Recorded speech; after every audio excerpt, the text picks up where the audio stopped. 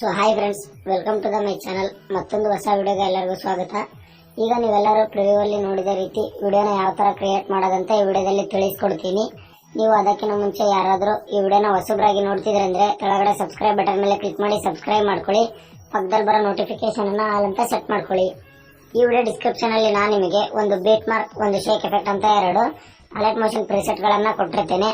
ಅವೆರಡನ್ನು ನಿಮ್ಮ Alight Motion app ಗೆ import ಮಾಡ್ಕೊಳ್ಳಿ.